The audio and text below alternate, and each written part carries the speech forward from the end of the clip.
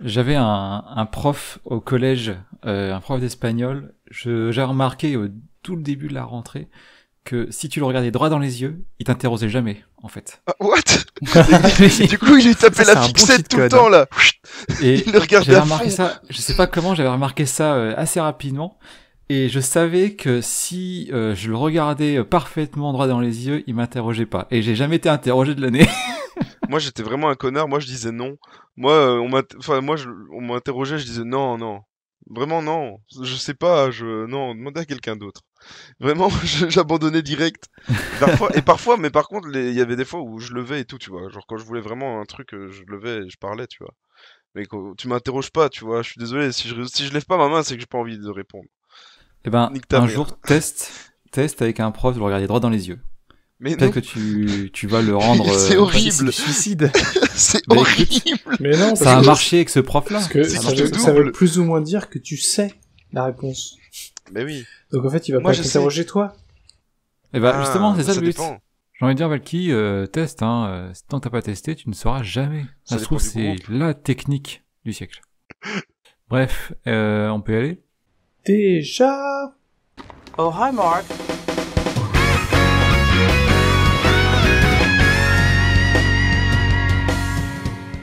Et bonsoir à toutes et tous, bienvenue dans Podculture, épisode 6. Podculture, c'est comme toujours le podcast, votre podcast, j'avais envie de dire bimensuel, où nous tentons de parler de pop culture, de culture web, d'actualité, d'high-tech et d'actualité high-tech. On va en parler ce soir, encore une fois. Et si vous apprenez au passage 2-3 trucs parmi nos conneries, on sera bien content. Je suis, comme d'habitude, Charles, alias Glory, et nous sommes en compagnie d'Antoine aka Valky, Bonsoir. de Antoine aka Antenio, Bonsoir. et de Gwen aka Gibon. Bonsoir. Bonjour. Bonjour. Pourquoi t'as répondu, Valky? Je sais pas, je me suis trompé, excusez-moi. Tu t'appelles Gibon? Ok. Non, mais j'étais pas attentif, j'ai pas suivi, ça va, ok. Parce Écoute, qu'il doit faire le sommaire, donc tu- il est perdu. Ouais, je suis perdu. Tu te ressaisis un peu là parce que Ouais. c'est n'importe quoi. Hein. Là, Non, ça- mais- tu vas reprendre d'un numéro sinon. Oh, non, c'est Tu vas bon. avoir un lion rouge, tu vas rien Je fais un comprendre. épisode complet avec 2 chroniques. Non, je veux pas cette punition. Comment ça va, messieurs? Oh bah toujours aussi bien. Là, j'ai froid. Vous avez pu vous ressaisir de cet épisode dernièrement très politisé entre de la maladie et du politique. Et bah c'était très bien d'abord. La maladie du politique. C'était politique le de la meilleur maladie. épisode, hein. C'est le meilleur épisode, moi je le dis, hein, c'est sûr. Ah, je sais Épisode pas. 5, c'est le meilleur. C'est pas à nous de le décider. Mais sinon, non, en ce moment ça va pas trop parce que j'ai eu une mésaventure avec le burger. Je sais pas si Gibon, du coup, toi tu ne l'avais pas entendu, mais Antonio et Glory ont entendu cette anecdote du burger. Alors en fait, Non. du coup, je travaille dans un resto et il y a des burgers et ils sont méga bons. Et en fin de service, j'ai tapé dans un burger, tu vois, genre le burger était en perte. Et en gros, j'ai dû me grouiller à le bouffer et tout. Et j'ai ouvert trop grand la bouche. Et je me suis déchiré le coin de la lèvre et maintenant j'ai une infection de bâtard. nous a et fait tout, une et ça fait joker. une semaine que j'ai Il a fait super une mal. joker de burger. Why J'ai so trop mal. serious? À tout moment pendant l'enregistrement, je vais chercher ma pommade. J'annonce. Voilà, c'est tout. Du coup, c'est pas au top là. Ça n'est arrivé à personne d'autre dans ce monde. Et Ah, il forcément, était ça arrive. délicieux par contre, hein, le burger, vraiment, mais voilà. J'ai dû me Ah ouais. sacrifier. Ouais, t'as sacrément ouvert la bouche. Hein. Est-ce que tu Ah sais ouais. comment j'ai eu cette cicatrice? Alors, J'ai c'est mangé beaucoup un plus ridicule hamburger. que dans le film. Allez, mais... On va enchaîner parce que sinon... Bah alors, Valky, est-ce que t'es capable de nous faire le sommaire avec ta bouche Mais bien sûr. endommagée, on va dire? Bien sûr, ne vous en faites pas. C'est pour ça que tu manges pas en fait. Non, c'est exactement. C'est compliqué. Mais là, j'ai retenté un burger ce soir, je me suis fait remal à nouveau, mais bref. Du coup, ce soir, au programme, nous avons Glory qui va nous parler du Titanic et Antonio qui va nous parler de Fortnite. Non, plus sérieusement, Glory qui va nous parler d'un jeu vidéo qui aura pour thème le Titanic. C'est un jeu qui lui tient plutôt à cœur, je crois, de ce que j'ai pu comprendre, et du coup... Ah non, je déteste, vraiment. Tu détestes? Merde, Ah, c'est ça de va la être merde. génial. Ça va être génial. Et Antonio qui va nous parler du coup du conflit, des petites altercations entre Epic Israël et Palestine. Israélo-palestinien. Non, non, laissez-moi finir le sommaire s'il vous plaît. Du pour Antonio qui va nous parler du conflit israélo-palestinien. Et... non. Moi, je vais faire mes recherches, je reviens. Il va nous parler de l'affaire Epic et Apple. Vachement moins intéressant. Voilà. Beaucoup moins beaucoup moins intéressant Ouais, mais il y en a que un le qui conflit concerne la tech et il y en a un qui israélo-palestinien. concerne pas la tech. Mais au moins c'est high-tech. C'est high-tech. Je pense que c'est un podcast Au high-tech avant moins, tout. Hein. on peut résumer ce conflit en 40 minutes, alors que le conflit israélo-palestinien, Non, allez. Non, Glory, tais-toi. il faut plus que 40 minutes. Je prends le pouvoir. On passe sur la chronique jeux vidéo. Jingle.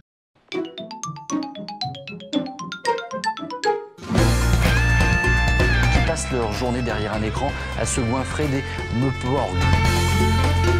Squadra, nous sommes partis.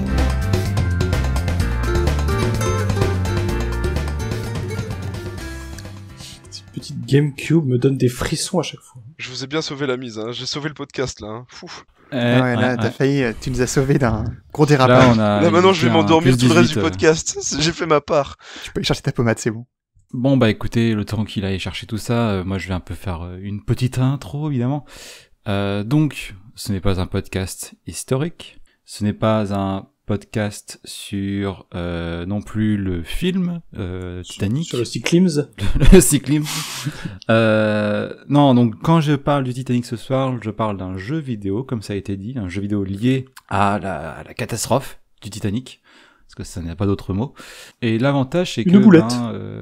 c'est Ça vu arrive. la courte vie du Titanic, en fait, on se doute de quand ça se passe. En fait, il n'y a pas trop vraiment de choix. Avant qu'on entame directement le jeu et autres, pour qu'on puisse se remettre dans le contexte historique, je vous propose un petit quiz. Un quiz qui Hans Zimmer. permettra de rentrer là-dedans. Ce n'est pas Zimmer ou pas Hans Zimmer. Attends, juste, petite question, le Titanic, c'est bien le bateau qui s'est planté sur la côte italienne, hein? Dans le canal de Suez, ouais. Le Titanic Costa, C'est ça. pas vraiment, mais il est dans le canal de Suez. C'est le bateau du roi des pirates. Donc un quiz pour nous remettre dans le bain historique de tout ça. Et alors la première question, j'ai pris en compte l'inflation. À combien s'élèverait le coût de construction du Titanic ? 75 millions ? 150 millions ? Ou 300 millions de dollars ? Avec l'inflation, 300 millions de dollars. 300 millions Moi, je veux 300 à millions aussi. l'unanimité ? Avec l'inflation, ouais. Ça oui, c'est très les 300 millions euros. Non, je vous ai eu en fait à 150. Salaud 150 millions. Tu m'étonnes qu'il est coulé. Et en Avec fait, l'inflation. c'est avec l'inflation, ouais, avec l'inflation. Parce qu'en Ils l'ont fait, payé en quoi? Ils l'ont payé en courant de chèque, le bateau à l'époque, ça restait quand même le bateau le plus cher du monde à la construction, parce que c'était plus luxueux, etc. Et donc forcément, ça Ah coûtait bah, de l'argent. Mais... Mais DiCaprio, il coûte cher. aujourd'hui, le Queen Mary 2, par exemple, c'est 780 millions de dollars. Donc les budgets pour faire du bateau de croisière n'est pas le même. Sachant que le Titanic est plus petit que le Queen Mary 2, par exemple, aussi. Donc il faut mettre un petit peu dans le relationnel. Mais ça reste énormément d'argent, hein, on va pas se le cacher.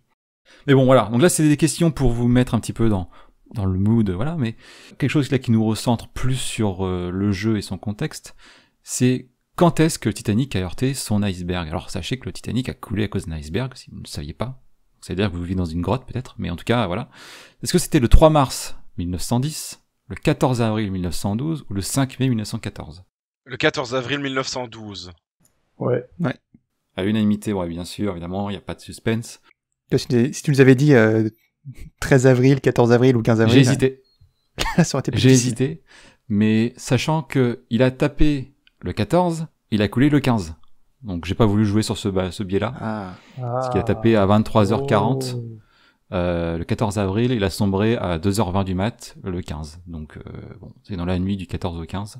Et 2h40, pour la petite anecdote, c'est la durée exacte du film de Cameron, qui est aussi la durée exacte du naufrage du bateau entre l'impact et le fait qu'il disparaisse dans les flots. Voilà, Ça, sachez-le. c'est vraiment très fort. Ça, c'est les Américains, Très, très ils savent fort. faire des choses. Ah ouais. Non mais il est très minutieux Cameron. Il y a aussi la fameuse anecdote du, vous savez la scène où il y a Léo et Rose dans l'eau à la fin. Spoil hein. Avec la fameuse armoire. C'est ça. Je sais pas si vous la connaissez cette anecdote, mais c'est qu'en fait derrière il y a le ciel en fait c'est la nuit, il y a les étoiles et tout. Et il y a je sais plus quel astronome qui a écrit une lettre à Cameron en disant oui alors en 1912 selon la position de la Terre, des étoiles et tout, le ciel ça aurait pas dû être ça.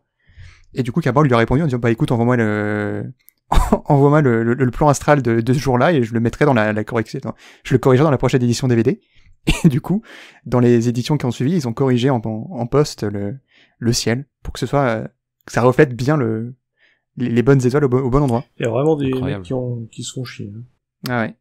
Bah, il y avait tout un débat à cause du fait qu'il pouvait tenir à 2 sur la planche ou non. Bon, bref. Ouais, pourquoi ils l'a pas mis dans la version recorrigée, ça va tenir sur la 2 sur la planche. L'histoire change en fait. Oui, en plus, c'était filmé dans une piscine. Comment il a coulé dans la piscine. Ouais. D'ailleurs, on voit les lumières de la ville sur certains plans dans les coins de l'image. C'est un truc qu'ils n'ont pas coupé, ça. Il y a 3 personnages que je vais vous citer, lequel n'est pas décédé sur le Titanic. C'est-à-dire lequel a pris un canot et est sorti. Alors, on a Thomas Andrews, le concepteur du Titanic. On a Edward Smith, le capitaine du Titanic. Ou Joseph Bruce Ismay, le directeur général de la White Star Line, qui était l'armateur du Titanic à l'époque. Est-ce que c'est un troll en mode le capitaine, alors qu'il devrait couler avec le navire, finalement, il s'en sort tout seul? Lequel a survécu, sachant que c'est dans le film de Cameron. Ouais, juste pour le bait, ça doit être le capitaine. Aussi, hein. Je me souviens un peu du film exactement. Non plus. Le concepteur, je crois que le concepteur, il se sacrifie pas parce que, justement, il voulait qu'il y ait plus de... Je sais que dans le film, ils disent qu'il devait y avoir plus de canaux, mais pour que ça aille plus vite, ils en ont moins. Il y a un truc comme ça. Et Valky? Moi, j'ai déjà dit. Je pense que c'est Thomas Andrews. Donc, on a Thomas Andrews qui aurait survécu pour Valky et le capitaine Edward Smith qui aurait survécu pour les 2 autres. C'est bien ça? Oui. Ouais. Vous êtes tous faux. Ils ont tous... Les 2 sont morts dans le bateau. Les 3 sont morts.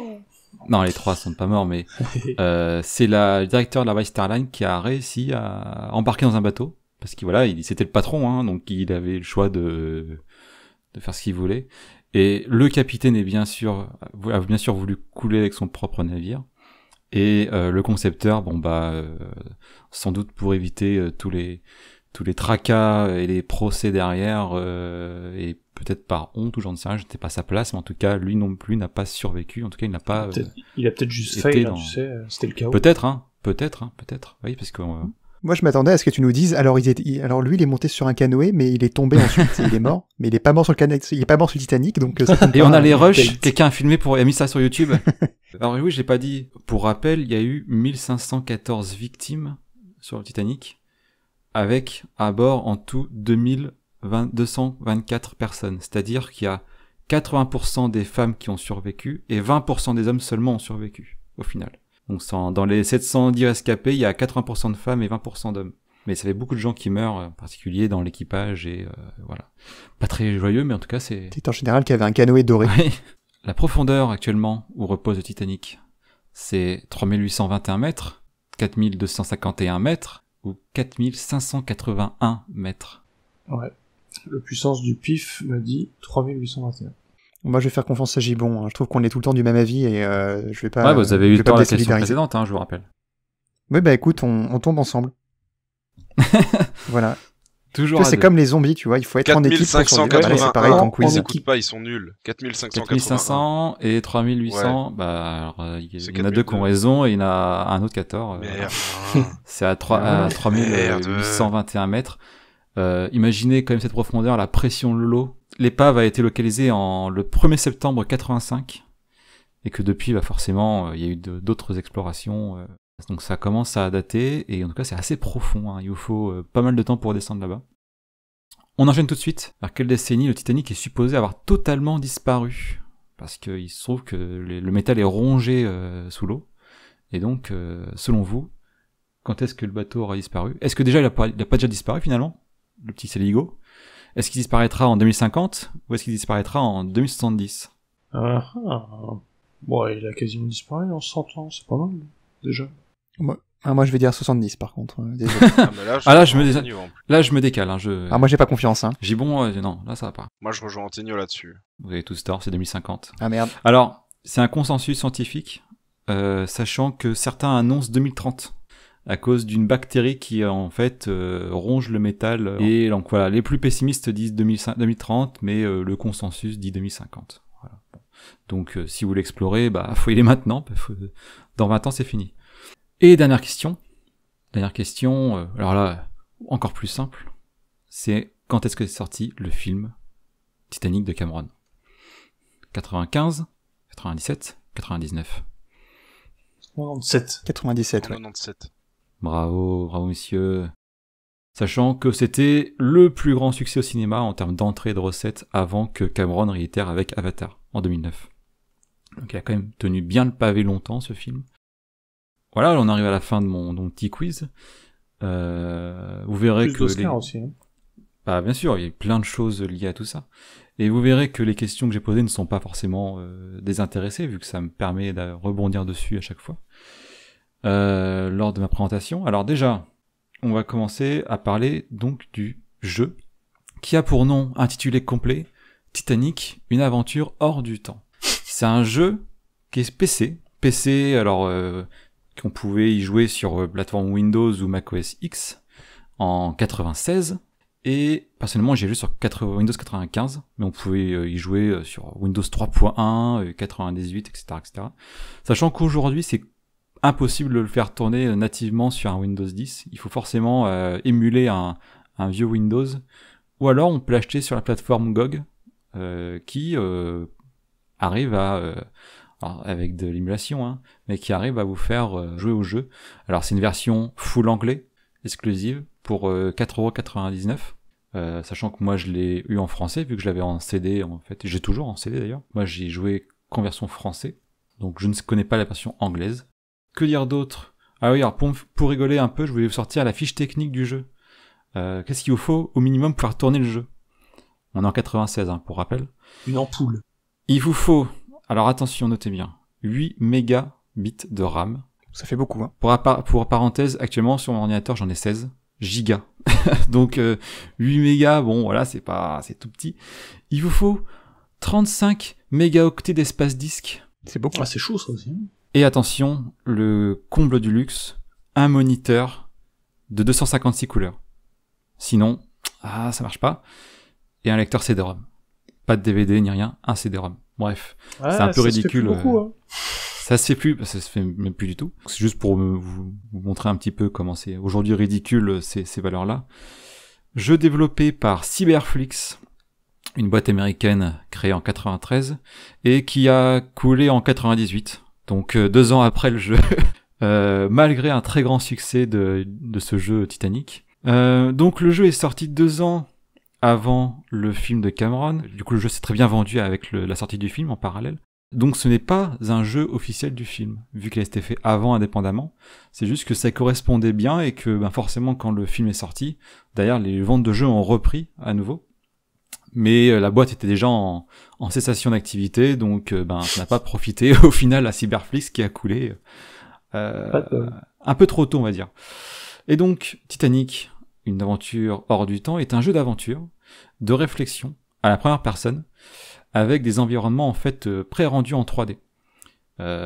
Donc c'est assez photoréalistique, on va dire. C'est pas du 8 bits comme on pouvait avoir ou du 16 bits comme on pouvait avoir sur des consoles de salon. C'est des photos numérisées, alors très compressées certes, hein, mais numérisées, etc. Où du coup on a vraiment l'impression d'avoir un jeu qui ressemble au Titanic. C'est pas du dessin, c'est vraiment très réaliste. Et on se déplace pas à pas, c'est-à-dire qu'on peut pas avoir une aisance libre dans le bateau. On a des points bien précis où on peut se déplacer, mais ça reste malgré tout assez bien fait pour qu'on ait une impression de mouvement, si vous voulez. On peut pas aller au millimètre près dans le bateau, par contre, à chaque point, on peut s'y arrêter et observer le monde en 3D. Et quand on se déplace, on a une immersion un petit peu de mouvement assez rapide qui nous permet de déplacer dans le bateau. C'est un peu comme Myst ou... Ça ressemble à Myst, mais j'ai l'impression que c'est plus statique, Myst, quand même, en fait. Ouais, c'est plus des slides, hein, ouais. C'est ça. Myst, c'est plus des slides. Là, on a plus une impression de mouvement. C'est ce modèle-là, si tu veux, de jeu, un petit peu, la vision que tu en as de Myst, c'est à peu près ça. Sauf que tu rajoutes un peu plus de mouvement, un peu plus de déplacement. Et donc, le jeu, ne commence pas dans le Titanic, ne commence pas en 1912, mais commence en 1942. Et donc c'est la guerre, hein. En 1902, on était un peu en guerre en Europe. Et donc vous êtes dans votre appartement, à Londres, Et vous pouvez prendre des objets dans la pièce, vous pouvez lire des coupures de journaux qui font état du naufrage du Titanic, de la situation actuelle en Europe, voilà. Vous avez aussi une montre à gousset, et lorsque vous la prenez, un souvenir vous revient, et c'est celui-ci. Tiens, voilà une belle récompense pour votre dévouement.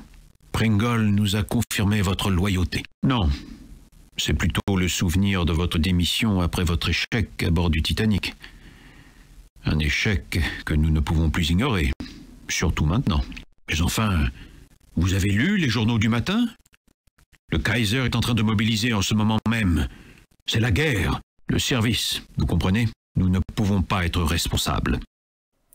Bref, voilà, donc on commence à comprendre qu'on est un ancien espion britannique, qu'a priori on a eu une mission sur le Titanic qui a priori foiré, voilà, donc on n'a pas trop d'infos là-dessus. Bah, le bateau a coulé, voilà. J'ai glissé, chef. Le bateau a coulé, et derrière, ça aurait entraîné des actes qui nous auraient ramenés à la guerre, donc bon. Et là, un son se lance, une sirène, et en fait, on a un V2 allemand qui frappe notre bâtiment, et on meurt directement dans l'intro, voilà. Nice. Mais le jeu commence comme ça, par votre mort. Merci d'avoir joué. Et T'as les crédits qui C'est défilent. sympa ta chronique. voilà, la chronique est finie. Non, c'est un prétexte en gros pour vous faire remonter un peu dans le temps. Alors, je sais pas par quel mysticisme ça marche, mais en Ta gros, gueule, c'est magique. l'écran se rallume et vous voyez en fait une étendue d'eau à perte de vue, avec la caméra qui file entre les icebergs et l'eau vraiment à très grande vitesse. Et le titre du jeu apparaît. Là où on va, on n'a pas besoin de route. En tout cas, il sait marcher sur l'eau, le mec. Il sait courir même sur l'eau. Non, mais en tout cas, c'est comme ça que l'intro se lance. Et donc, le personnage principal, donc vous, explique un petit peu la situation. Et donc, ça dit ceci.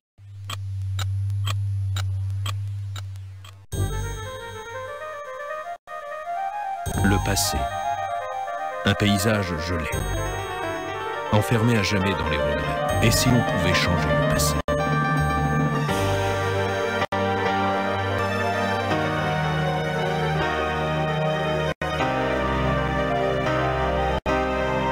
Il s'est passé 30 ans depuis que j'ai assisté à la fin d'un monde. Le mien. Un monde que j'aurais pu sauver. C'était en 1912. Le service avait besoin de quelqu'un à bord du Titanic. C'est moi qui les ont choisis. Était-ce une chance pour moi? Je devais attendre un message de mon contact. La rencontre était prévue sur ce navire immense et extraordinaire. Voilà. Bon, donc c'est pour vous remettre un peu dans le bain. En gros, suite à cette, on va dire, cet impact avec le V2, vous mourrez et ça vous remet dans vos pensées, etc. Et vous retombez, du coup, dans la soirée du 14 avril 1912. Et on réapparaît dans notre cabine. Donc cabine en première classe, évidemment. Hein. Un espion britannique ne va pas traîner dans la troisième classe des bouseux. Hein. Voilà, première classe. Oh bah non. Et c'est à vous, à ce moment-là, de refaire l'histoire et refaire votre enquête, du coup, pour changer l'avenir de l'humanité. C'est ce que vous propose ce jeu. Au final. Stylé, je trouve. Et faut savoir que quand moi j'ai commencé à toucher à ce jeu, c'est mon père qui avait dû l'acheter, je ne sais même pas pourquoi. Sans doute qu'il a vu Titanic, il s'est dit oh ça doit être sympa, puis hop il l'a pris. Et il y a jamais joué. Ça va occuper le petit Charles. Et ça a fini que moi j'avais 7 ou 8 ans, et quand on vous dit à 7 ou 8 ans, bon maintenant il faut que tu changes le monde, c'est quand même assez compliqué quoi. Et donc, comme je vous ai dit, votre partie commence dans votre cabine. Sous prétexte d'un mal de mer, le jeu vous fait commencer directement la soirée du naufrage. C'est-à-dire vers 21h, vers 21-22h, le 14 avril. Le bateau était parti depuis plusieurs jours avant, hein, donc c'est histoire de juste une petite pirouette scénaristique. C'est la deadline, pour faire quoi. Comprendre, voilà, que le jeu commence Pression. le soir de... Le temps est compté. Et oui, parce que le temps est compté. On va en parler plus tard. Oh merde. C'est aussi pour justifier, je pense, le peu de personnes qui sont dans les couloirs du bateau. Le fait de vous faire commencer vers 22h, histoire de justifier que les gens sont couchés. Mais ça, c'est plus dû aux limitations techniques Pratique pour des la rame, machines ça. de l'époque, voilà. Et donc, on a votre steward qui vous communique un message dans votre cabine, donc il frappe votre porte, il vous communique un message, et il vous dit de rencontrer votre contact à bord. Donc il s'agit d'un autre agent des services secrets et qui va vous briefer en fait sur votre mission, dont voici un nouvel extrait. Enfin, il était temps. Vous êtes en retard. 5 minutes de plus et j'annulais votre mission. Oui, je suis Penny Pringle, des services secrets. Vous ne croyez pas qu'il vous aurait laissé seul sur cette baignoire de luxe pour milliardaires tout de même, non? Regardez ça. Un colonel allemand, un certain Zeitel. Il va inspecter leurs ambassades à la Havane, Washington et Mexico. Nous sommes au courant. Il y a 10 jours, le bureau a appris que Zeitel avait en sa possession un exemplaire rarissime du Rubaiyat d'Omar Khayyam. Il a été volé il y a 2 mois à Paris, après avoir été racheté par un haut fonctionnaire du gouvernement de Sa Majesté. Vous devez découvrir la vérité. Son Altesse s'intéresse de très près à cette affaire. De très près. Je ne prendrai pas de risque à votre place. Sauf si vous voulez passer le reste de votre vie à trier des paperasses dans ce bureau. C'est un jeu fait pour des gens qui sont assez matures, et comme je vous ai dit, quand t'as 7 ou 8 ans, tu te dis oh là là. Je tiens à souligner quand même le doublage, on l'a entendu un petit peu en quelques extraits. Je trouve qu'il est excellent. Alors, les voix sont compressées du fait du support, etc. Il y a une grosse compression sur le jeu, que ce soit sur les images, que ce soit sur le son, etc. Donc il faut aussi le prendre en compte. Mais malgré tout, c'est très bien joué, je trouve. Ils sont très bons dans leur rôle. Et il n'y a aucun comédien de doublage qui est en retrait par rapport à l'autre. Donc bon, vous aurez l'occasion d'en écouter d'autres à peu près après. Les personnages sont aussi faits à partir de photographies animées. C'est-à-dire que c'est des vrais gens qui sont en vraie tenue d'époque. Et en fait, ils ont pris en photo différents, on va dire, grimaces, que ce soit pour les paroles, que ce soit pour quand ils sont surpris, quand ils sont, etc. comme ça. Et en gros, ils viennent modifier les assets de la bouche, des yeux, de la tête, etc. pour mimer en fait les paroles et les émotions. Donc ça, tel que décrit, ça peut être un peu ridicule, hein. J'entends que ça rigole derrière. En fait, c'est le mocap avant l'heure. Hein. Mais en final, c'est super bien fait. On oublie très vite la façon dont c'est fait, la technique derrière, parce que l'histoire est aussi déjà très bien, et donc ça nous permet de nous focaliser dessus, et c'est pas ridicule quand c'est fait. Bref, donc le pitch de base est simple. Vous avez en fait le Rubaiyat, donc c'est un bouquin de la poésie a priori, mais dans une version là, une œuvre qui a été décorée avec des rubis, etc. Vraiment une œuvre très quali, on va dire, qui a été volée à Paris et qui est présente sur Titanic. Et votre mission, alors ça peut paraître con d'envoyer un agent secret quand même sur place, c'est de retrouver le mec qui a volé le Rubaiyat. Alors tu te dis, bon voilà, un agent de Sa Majesté, pour juste récupérer un bouquin volé, c'est un peu limite. Et vous verrez que l'histoire, en fait, elle change complètement au fur et à mesure que l'intrigue avance, parce que vous allez avoir d'autres éléments qui vont apparaître, des acteurs qui vont aussi vous barrer la route, etc. Et donc votre enquête, finalement, ne va pas être que de récupérer le Rubaiyat, mais d'avoir d'autres éléments à votre possession à la fin. Et la force principale du jeu, en fait, c'est de mêler l'intrigue fictive à l'histoire réelle et des personnages réels. On parle pas directement avec des personnes qui ont été sur le bateau ou qui ont réellement vécu. Par exemple, je prends pour exemple Ismay, donc j'en parlais tout à l'heure, le président le directeur général de la White Star Line. On sait qu'il est sur le bateau, on nous en parle dans les audios, dans les discussions qu'on a avec les passagers, mais jamais on aura l'occasion de discuter avec lui. Je pense que c'est aussi pour un peu protéger la mémoire des gens qui sont potentiellement morts sur le bateau. Et on nous parle régulièrement du capitaine, on nous parle régulièrement de Thomas Andrews, on nous parle régulièrement d'autres personnages de la haute, on va dire, société de... Mais on ne vous parle pas du directeur général de la compagnie. Et au final, ils ont une façon de mêler l'histoire et le fictif dans le jeu qui nous fait vraiment... on se dit, bah ouais, c'est réaliste en fait. Les personnages avec lesquels on discute sont tous fictifs, mais ils marchent très bien et ils se mettent...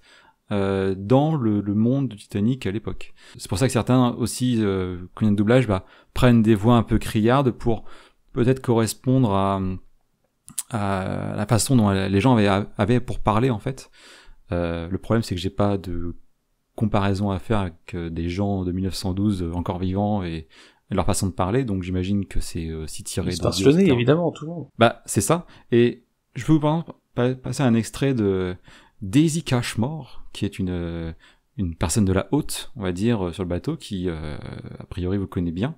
Son discours, en fait, est comme je vous ai dit, il mêle très bien le fictif de la réalité, en plus d'avoir cette voix, on va dire, un peu criarde et de supposée de la haute. Donc je vous passe l'extrait et je trouve ça assez marrant à écouter. Mais voyons, très cher, c'est moi, Daisy. Daisy Cashmore. Vous n'avez pas pu m'oublier. Vous êtes un vilain garçon. Vous croyez que je ne sais pas que vous êtes monté clandestinement à Cherbourg? Smethel m'a tout raconté. Ce brave homme est toujours au courant de tout. Qu'en dites-vous? C'est grandiose, non? Tout le monde est ravi, enchanté. Le Titanic, c'est positivement fabuleux. Et notre départ, on ne pouvait pas rêver mieux. Tout le monde est là.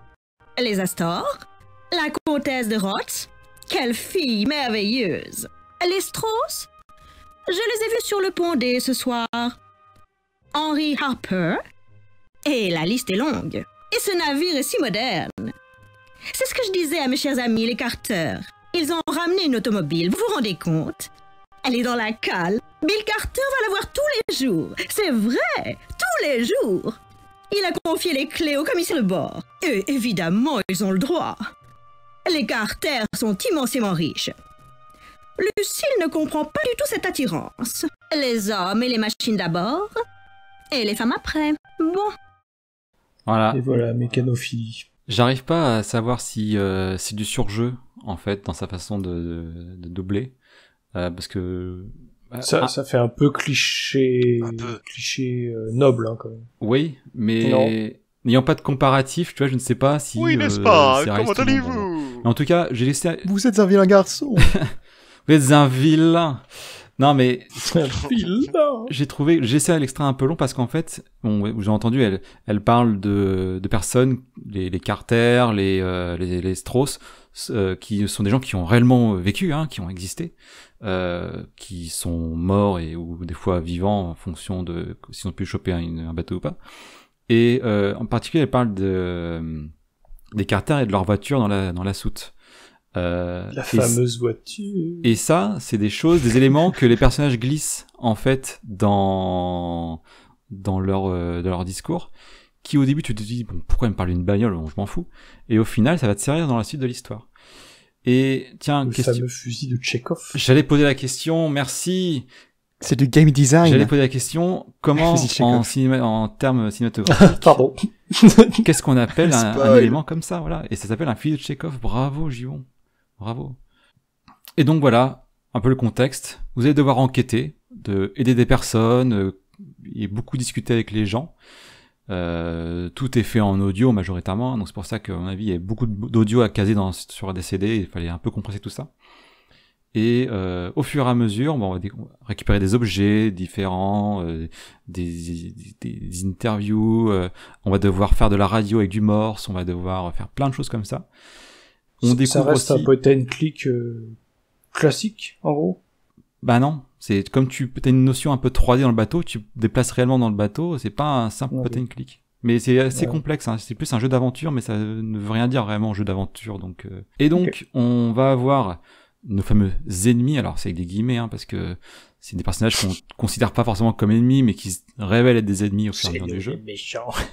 Les méchants. On a Vlad, qui est un clandestin serbe, et on a Zeitel, un agent allemand dont Penny Pringle avait évoqué tout à l'heure. Et en fait, vous verrez que leurs origines allemandes et serbes auront un impact sur le reveal final du jeu, parce que rien n'est fait au hasard dans le jeu, c'est ça qui est vraiment intéressant. Donc faut se forcer à discuter avec les personnes, faut explorer le bateau, etc. Est-ce qu'on peut cuisiner? Alors non, mais il y a des mini-jeux. Il y a des mini-jeux dans le bateau.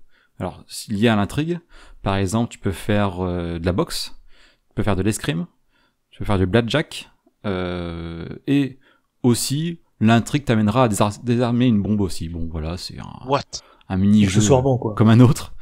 Voilà. Il s'en est passé des choses hein, sur le Titanic. Ouais, j'en parlerai vers la fin dans ma conclusion de tout ça, mais il y a tu n'as pas juste discuté, pointer avec ta souris un élément et basta, il y a un peu de mini-jeux qui sont plus ou moins bien faits, mais bon. D'ailleurs, on parlait de explorer le bateau. Ça a inspiré Mario Party. Je sais pas si c'est vraiment... Je peux pas t'assurer que c'est vraiment un parent, hein. Là-dessus, je peux pas avoir mon tampon qui valide. Je peux pas me mettre en danger là-dessus, je peux pas te dire oui. fait, le jeu était livré avec un deuxième CD qui, lui, ne comportait que la visite fictive du bateau. Parce qu'il faut savoir que avec ce CD, tu pouvais apparaître et te balader dans n'importe quel endroit du bateau. Alors, toutes les chambres ne sont pas, on va dire, designées, modélisées. Tous les couloirs non plus. Mais t'avais, 70% du bateau qui était modélisé et explorable. Ce qui est quand même une assez grand et une assez belle perf. Une belle perf, ouais, pour l'époque, parce que voilà, il fallait faire tenir des textures, des modèles 3D, etc., etc. Tu peux aller sur le pont, tu peux aller jusque dans la chaudière, les turbines, même les cheminées. Tu veux dire l'engine? Pardon? Quoi? Tu veux dire engine peut-être, non? J'ai mal compris. Ah, peut-être, pardon. Excusez-moi. Non, mais voilà, donc c'est pour vous dire que, outre l'histoire, ben, il y a un moyen aussi d'explorer le bateau, et si vous voulez juste explorer, ben, vous pouvez le faire. Et ce sera quand même intéressant, parce que c'est un bateau qui finalement a eu très peu de durée de vie, donc peu de gens ont pu l'explorer, bah au moins le seul moyen aujourd'hui c'est de le faire en 3D, et là vous pouvez le faire dès 96. Bah, je sais pas si t'as vu, mais il y a en Chine, ils sont en train de reproduire le Titanic. Ouais, il y a des amateurs qui veulent J'ai vu ça aussi. en mettre, Ouais. bien sûr. Je sais pas si ce sera une grande réussite, mais en tout cas, c'est prévu. Mais en attendant que ce soit fait, vous pouvez explorer sur votre ordinateur avec ce petit CD là. Sur 95, hein, il faut un émulateur. Il faut un émulateur. Ah oui, mais alors, messieurs, ça ne va pas vous arrêter ça. Le Titanic, ça n'a pas de prix. Et donc, j'ai fait un gros cut dans l'histoire parce que voilà, je vais pas vous expliquer toutes les intrigues, mais le jeu globalement se distingue en deux parties. Une partie qui dure 3/4 du temps, à peu près comme ça, un peu plus même, ça dépend de votre vitesse de jeu et de progression. Croisière. Oh là là, elle est belle. Où là, en fait, vous avez votre montre à gousset, la fameuse de tout à l'heure, qui affiche l'heure, et sachant que au bout d'un moment, à 23h40, vous savez qu'il y a potentiellement de naufrage. Et en fonction de votre évolution dans l'histoire, la montre avance jusqu'à avancer jusqu'au naufrage, ou du moins à l'impact. Le tout est entrecoupé aussi de temps en temps de cinématiques pour montrer que le bateau avance sur la mer, une mer d'huile, de temps en temps il y a un iceberg sur le côté, etc. pour un peu vous teaser. On sait quand même comment ça se passe à finale à la fin, déjà. Et au cours de l'histoire, vous montez dans une cheminée du bateau. Alors évidemment, pas quand elle tourne. Hein. La 4e cheminée du bateau est une fictive, pour votre information. Donc vous montrez dans la 4e cheminée du bateau. Et là, vous voyez, du coup, dans une cinématique, l'iceberg, avec l'impact avec l'iceberg. Et là, le jeu change complètement. C'est-à-dire que maintenant, ce n'est plus... C'est un FPS. C'était triste, en fait, après. Là, ce n'est plus vos actions qui font avancer la montre, mais la montre qui avance toute seule avec le naufrage, si vous voulez. Le temps, en fait, s'écoule naturellement. Donc, vous avez, à ce moment-là, votre enquête est terminée, retrouvez les éléments que vous devez récupérer avant de quitter le bateau, et aussi sauver votre peau, mine de rien, parce qu'il faut toujours trouver un canot et sortir, sinon vous faites partie des 80% d'hommes qui meurent sur le bateau. Les agents secrets d'abord. Voilà. Donc ça fait beaucoup de choses à faire en 1 heure de ce temps, parce que là c'est pas 2h40, ils vous disent il vous reste 1 heure de temps avant de se jeter dans un canot, et c'est pas si simple que ça, surtout quand on a 7 à 8 ans. Et donc, quels sont les éléments que vous devez récupérer pour réussir votre mission? On a dit le Rubaiyat, qui est donc le fameux livre de poésie perse, orné, etc., qui vaut une blinde et que vous devez récupérer. Vous devez aussi récupérer, pour vraiment que le jeu sorte, réussir votre mission à 100%, un collier de diamants. Il vous faut récupérer aussi un carnet, avec des trucs écrits dessus, j'en parlerai plus tard, et une toile. Si ces 4 éléments sont réunis, vous avez la bonne fin. S'il en manque un, vous avez une fin de merde. C'est simple. Et donc, vous vous dites, mais pourquoi un carnet, pourquoi une toile, pourquoi un collier changerait le monde d'après 1912? Et c'est là, en fait, que le jeu devient hyper intéressant. Mais vraiment hyper, et vraiment, quand t'arrives à la fin du jeu et que tu vois que t'as mal fait ton truc, c'est vraiment chiant parce que tu te dis, putain, comment je peux faire pour avoir la bonne fin? Et donc, je vous passe l'extrait en fait audio le final en fait du jeu, quand on a parfaitement réussi nos actions, et écoutez bien ce que dit le personnage principal, donc vous en fait en guise de conclusion. Vlad a quitté le Titanic sans emporter le Rubaiyat, ni le véritable collier de diamants des Lambettes. La main noire n'a jamais eu les fonds nécessaires pour financer une vague de terrorisme dans les Balkans. Une de leurs principales cibles était l'héritier du trône d'Autriche, l'archiduc François Ferdinand. Son assassinat aurait déclenché une guerre. Et la toile ? En devenant le seul objet qui ait pu être sauvé du Titanic, elle est devenue célèbre, comme son auteur, un Autrichien très irascible qui s'appelait Adolf Hitler. J'ai quitté le bateau avec le carnet de Willy. Il a fini par arriver entre les mains des Russes. Les services secrets du tsar nous ont remerciés. Et les noms de Staline, de Lénine et de Trotsky furent effacés de l'histoire. Leur révolution communiste fut un échec. Je n'ai pas réalisé à l'époque que cette nuit-là, il y a 30 ans, serait une des nuits les plus importantes de l'histoire. Le Titanic a coulé avec 1500 passagers à bord. Mais il repose désormais dans un monde en paix. Notre mission fut un succès. Avec la fin des guerres et des révolutions meurtrières, la prospérité et le progrès règnent désormais aux 4 coins du globe. Et l'humanité peut maintenant bénéficier d'une sécurité qui n'était réservée qu'à quelques privilégiés avant le naufrage du Titanic. Aujourd'hui, 14 avril 1942, je quitte le service pour prendre ma retraite dans un monde en paix. Qui sait ce qui aurait pu arriver? Ou plutôt, ce qui serait arrivé si nous avions échoué. Voilà, comme je vous ai dit, ça c'est la bonne fin. Eh mon ben, Dieu. c'est très Et profond.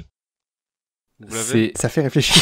Mais en vrai, quand t'as 7 ans et que tu te dis, putain, le jeu il te dit, bah c'est la guerre, bah l'archiduc a été buté, bah voilà, et au final, l'histoire normale, hein, mais qu'on te dit que le monde dans lequel on vit aujourd'hui dépend du Titanic. Alors, je vais y revenir dessus, parce que c'est pas forcément vrai. Est-ce que c'est 11-22-63 ? Mais en gros, je vais faire un résumé rapide pour les gens. Donc, Vlad, le clandestin dont j'ai évoqué tout à l'heure, qui était serbe, n'a pas pu revendre le rubaiyat et le collier de diamants en fait aux États-Unis. Il n'a pas donc pu financer son entreprise. les vagues de terrorisme en fait dans les Balkans. Et donc, par déclinaison, l'assassinat de l'archiduc de François Ferdinand, qui était, on dit que c'est l'élément déclencheur de la Première Guerre mondiale en Europe. Voilà. Donc c'est cet assassinat-là qui aurait déclenché la Première Guerre, et s'il n'y a pas eu d'assassinat, il n'y a pas eu de Première Guerre, etc., etc. Le carnet des noms de révolutionnaires, en fait, c'est des gens qui complotaient contre le tsar, et forcément, quand les Britanniques ont confié ce carnet au tsar en Russie, le tsar a décidé d'éliminer, on va dire, les opposants, voilà, simplement, et donc pas de création du RSS, etc., sachant que c'est un jeu américain. Vous savez très bien que le communisme n'est pas vraiment très copain avec les États-Unis. Donc pour eux, le fait que l'URSS ait disparu de l'histoire du monde, c'est une bonne chose. Et voilà, le fait de donner ce carnet-là au tsar russe permet de continuer en gros la monarchie russe et donc d'éviter la création de 12 blocs soviétiques à la Seconde Guerre mondiale. Et dernier élément, la toile. Moi, le truc qui m'a vraiment le plus fait un pet au casque quand j'ai entendu ça la première fois. Hitler aurait continué à peindre des toiles, sachant qu'avant qu'il commence à se mettre dans des partis politiques, c'était réellement un peintre. Il a fait des écoles d'art en fait en Allemagne. Justement, il n'a pas fait d'école d'art. Hein. Alors, il y a postulé. Il a été refusé à l'entrée. Voilà. Ce que je veux dire par là, c'est qu'il y a postulé. Il avait vraiment envie de faire une carrière dans l'art, et qu'en 1912, il vendait des toiles dans la rue pour gagner sa croûte, quoi. Donc réellement, tu peux te dire qu'une toile sur le bateau qui aurait survécu au naufrage aurait pu devenir une icône en fait, et que ça aurait propulsé son auteur dans le succès et potentiellement éviter ce que l'Allemagne parte en guerre à cause du parti nazi. Enfin, tout ça, c'est des choses qui sont mises bout à bout et qui paraissent anodines quand tu joues au jeu. Tu te dis il y a une toile à récupérer, mais tu sais pas de qui elle est. Le carnet, tu sais que c'est des révolutionnaires russes, mais tu sais pas comment ils vont être traités derrière après le jeu. Le rubaiyat et le collier, tu sais que c'est des choses de valeur, mais tu sais pas pourquoi elles pourraient changer l'histoire, etc., etc. Donc tout ça fait que à la fin, t'as un reveal qui est assez incroyable, tu te prends un mindfuck dans la tronche, et en fait, si t'as pas la bonne fin, ça t'incite vraiment à recommencer le jeu. Et donc, on a parlé là, vous avez évoqué, est-ce que c'est vrai ou pas? Bien sûr que c'est faux. Bien sûr qu'il n'y a jamais sur le Titanic la toile d'Hitler. Bien sûr qu'il n'y avait pas de carnet avec les noms des opposants au tsar dessus. Mais Mais il y avait bien... Si on écrivait toute la liste et qu'on la mettait sur un bateau. Voilà, le contexte historique fait que ça matche bien. 1912, juste avant la guerre, etc., etc. Bon. Par contre, il y avait bien un Rubaiyat. Il y avait bien un Rubaiyat, mais qui lui avait pas été volé. Il avait été acheté à Paris. Il allait retourner aux États-Unis avec son acheteur. Et aujourd'hui, il est sous l'eau. Enfin, il a peut-être disparu, hein, vu l'état du bateau. Mais en tout cas, il avait bien un Rubaiyat sur le bateau. Et il fait partie des objets qui ont coulé. Voilà. Donc c'est globalement la fin de ce jeu, et c'est pourquoi en fait le jeu est super cool, parce que les développeurs ont réussi un peu un tour de force à lier l'histoire vraie avec des choses qui sont fictives, etc., etc. Dans un contexte qui est vachement intéressant comme l'avant-guerre. Et c'est un jeu que j'avais quand j'étais tout petit, que j'ai jamais terminé quand j'étais petit, évidemment, parce que tu peux pas avoir 100% de réussite. Il y a des choses qui sont vraiment tricky des fois pour avoir 100%. Mais par contre, j'y ai joué très récemment, et du premier coup, vu que je connaissais le gameplay, etc., j'ai pu réussir à 100% dès le premier coup. Voilà, donc c'est un jeu qui vaut le coup d'œil, parce que il est pas tant daté que ça, aujourd'hui. Ça se joue très bien. Et puis surtout, ouais, en termes d'histoire, il y a vraiment un travail, il y a eu un travail de fait vraiment important sur le jeu qui vous met directement dans le bain, et surtout cette fin est vraiment incroyable. Et en plus, vous pouvez visiter le paquebot, vraiment de fond en comble. Donc voilà, foncez, j'ai envie de dire. Plutôt stylé. On parlait foncez, mais pas dans un iceberg, s'il vous plaît. Ah oui, s'il vous plaît. Alors ouais, on évite. On parlait des uchronies la dernière fois, et franchement, je te rejoins, je trouve que c'est tellement amusant de jouer avec l'histoire comme ça. C'est ça. Franchement, ouais, c'est plutôt très cool. C'est exactement le but du jeu, et le petit on pourrait y fameux croire. Et si. Parce que j'ai réellement dû me renseigner j'ai lu le manifeste du bateau, parce qu'il est sur internet, le manifeste de la cargaison du bateau, pour bien vérifier qu'il n'y avait pas de toile, etc., etc., parce que tu te dis, c'est plausible, en vrai. En termes d'histoire, qu'il y ait une toile d'Hitler qui traîne sur un bateau, ce serait pas idiot, et pas impossible. Donc non, malheureusement non. Mais en tout cas, l'histoire est bien faite, et aurait pu marcher, voilà, s'il avait suffi. Stylé. Voilà, messieurs. Belle histoire. Wow, je suis bouche bée. Merci pour cette chronique sur ce jeu qui a l'air...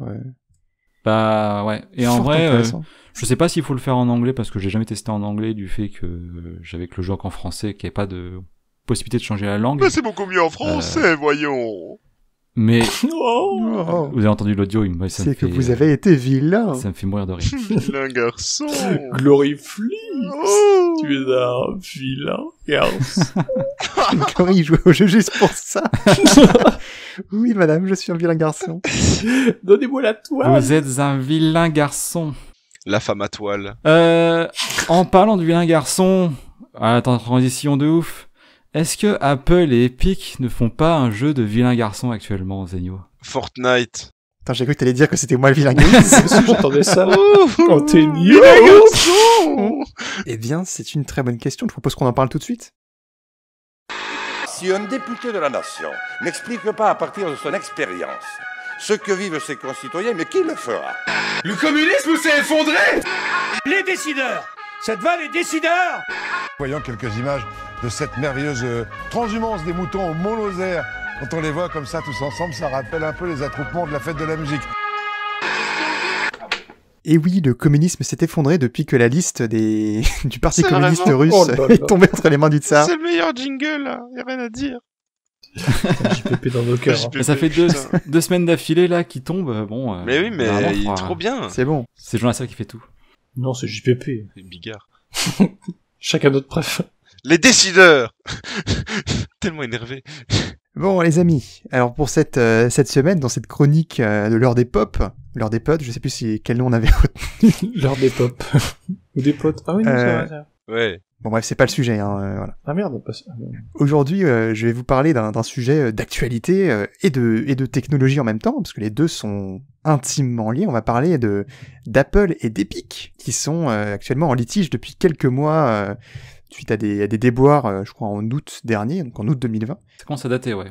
Ils sont actuellement devant la Cour fédérale de Californie, et donc je propose qu'on revienne un petit peu dessus et qu'on voit quels sont les enjeux qui se présentent, qu'est-ce qu'on a appris de tout ça, qu'est-ce qui peut se présenter. Alors, je propose de commencer quand même par un petit rappel des faits, histoire de reprendre un petit peu tout ce qui s'est passé ces derniers mois. Faites entrer les accusés. C'est ça. Vous êtes sans doute pas sans savoir qu'Apple conçoit, fabrique et commercialise les iPhones. Ah merde, c'est vrai ? Je pense. Ah, il paraît. Et Apple développe et distribue aussi le système d'exploitation qui va avec, donc c'est iOS. Et donc quand vous voulez installer vos applications, vos jeux, je ne sais quoi, sur votre iPhone, et bien vous passez depuis une petite icône qui s'appelle l'App Store, qui est en fait le store d'applications de l'iPhone. Donc en fait, et toutes les applications passent par là. Hein. Apple vérifie tout ajout de nouvelles applications, toute mise à jour, avant que ce soit mis en ligne. En conséquence, Apple en profite un petit peu et se dit, tiens, toutes les applications payantes, tous les achats au sein des applications... un peu de blasphère. Il y a pas un peu de BSFR? Eh ben oui, parce qu'évidemment, les développeurs qui créent ces applications vont toucher une part des revenus, mais Apple prend quand même une commission de 30%. Ah oui, quand même. C'est quand même pas mal, hein. Ah oui, c'est honnête. Alors, évidemment, on parle d'Apple parce que c'est eux qui sont actuellement en litige avec Epic, mais c'est une pratique qui est un peu généralisée sur les téléphones, hein. Google fait pareil sur le Play Store, puis ça c'est pas forcément généralisé qu'au téléphone portable, hein. D'autres plateformes qui éditent des contenus fournis par d'autres ont aussi cette pratique-là de prendre une commission sur les achats. Évidemment. Et ça fait un budget quand même. Hein. Bah ouais, quand même, c'est énorme quand vous dites qu'une application que je sais pas, à 99 centimes, bah Apple vous en prend 30. Hein. Alors souvent c'est du coup le développeur garde son prix de base et il rajoute les 30% à son prix, si bien ce que j'ai bien compris. Pas forcément, parce que je sais que sur l'Apple Store, tu choisis pas librement ton prix, les prix sont prédéfinis, tu dois cocher quel est le prix, tu peux pas choisir librement le prix. C'est genre l'application elle va être à 1,20€ ou à 4€ ou à 5€, les prix sont préfaits et tu peux pas mettre librement le chiffre que tu veux. Je pense qu'Apple c'est comme ça, le reste je sais pas trop. Champion du monde. Donc tu peux pas en fait compenser la commission d'Apple en gonflant le prix. Non, c'est peut-être ça le problème aussi. Apple fait ça dans son coin depuis plusieurs années, et puis voilà Epic qui est que vous connaissez peut-être, mais qui a développé un petit jeu indépendant, pas trop connu, qui s'appelle Fortnite. Est-ce que vous connaissez Fortnite? Vous avez peut-être joué? Non, j'ai jamais joué. J'ai jamais joué non plus. Moi j'adore. Valky qui fait des victory royales tous les jours. Et moi j'ai joué à Fortnite avant que ça explose. J'ai joué au tout début de Fortnite. Quel hipster. Voilà. Vraiment, je suis un vrai hipster de Fortnite, mec. Je kiffais trop en plus. Non, mais en vrai, je jette pas du tout la pierre sur Fortnite. Je pense que je suis pas du tout la cible, mais si j'avais été plus jeune, en bon boomer que je suis, j'aurais sûrement joué. Parce que t'es un boomer. Non, mais c'est clair. S'il était sorti quand j'avais été au lycée, c'est clair que j'y aurais joué. D'office, il aurait eu un t-shirt Fortnite. C'est sûr. Si. Non. Si. Petit t-shirt Fortnite. En fait, moi, j'ai plus vu ça comme une copie d'un PUBG, etc. Et donc, je me suis dit, quel intérêt de jouer à un autre Battle Royale qui est juste plus cartoon, en fait. C'est ça. Le truc, c'est que Fortnite, c'est indéniablement un des plus gros phénomènes vidéoludiques de ces dernières années. Principalement parce qu'il est free-to-play, contrairement à PUBG ou d'autres équivalents. Et même, c'est un bon jeu avec des bonnes mécaniques. Hein, la mécanique de la construction et tout, c'est super malin.